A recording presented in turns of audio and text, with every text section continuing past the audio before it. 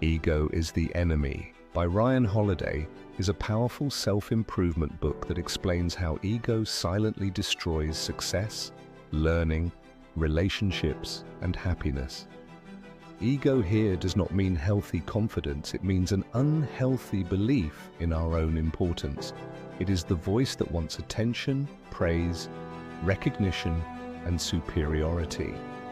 The book explains that ego creates problems in every stage of life, when we want to succeed, when we become successful, and when we face failure. The main idea of the book is simple. Ego blocks growth. When ego is in control, we stop learning, we ignore feedback, and we focus more on image than improvement. Ego makes us think we already know everything, which is the beginning of decline. The book first talks about the aspiration stage, the time when we are trying to achieve something. At this stage, ego makes people talk more than they work. Many people love telling others about their big plans, dreams, and future success, but they don't put in the real effort. Talking gives a false sense of progress. The author says real learners stay quiet, observe, practice, and improve their skills. Instead of trying to look important, focus on becoming useful. Another lesson in this stage is to stay as a student. Ego says, I know. Wisdom says, I am learning. People who stay humble grow faster because they accept mistakes and feedback. The second part of the book focuses on the success stage, which is the most dangerous. When people achieve success, ego grows quickly. Success can make people arrogant, careless, and overconfident. They start believing they are special and different from others. They stop listening and stop working as hard as before. Ego makes people chase attention, fame, and praise instead of focusing on meaningful work. Many successful people fail later in life because ego blinds them.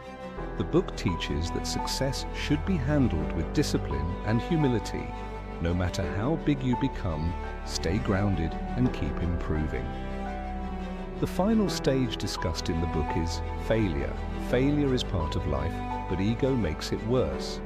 Ego refuses to accept responsibility and looks for someone to blame. It creates anger, frustration, and victim thinking. But strong people use failure as a teacher.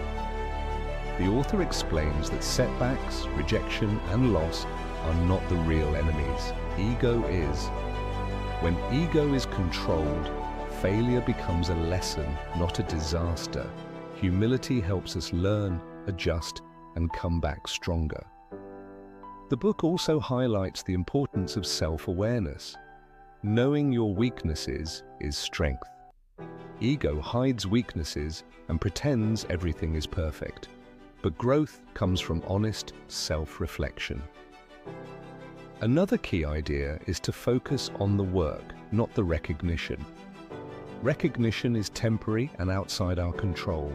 Work is in our control. When we focus only on attention, we lose purpose. The book promotes values like discipline, patience, emotional control, and resilience. Ego reacts emotionally. A calm mind responds wisely. In the end, ego is the enemy teaches that ego is a silent enemy inside us. It appears as pride, arrogance, and the need to prove ourselves. The moment we let ego lead, we stop improving. But when we stay humble, focused, and open to learning, success becomes sustainable and life becomes peaceful. Your biggest enemy is not competition, failure, or obstacles at all. It is your own ego. Control it, stay humble, keep learning, and focus on the work. That is the path to real success.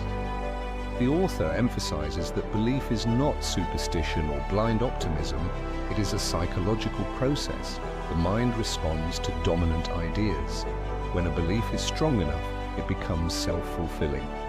The book concludes that mastering belief is mastering life. When a person learns to control thoughts, feed the mind with positive ideas, and remove doubt, they gain control over their direction in life. What you truly believe, you move toward. Your subconscious mind turns strong belief into action, confidence, and persistence, which eventually create success.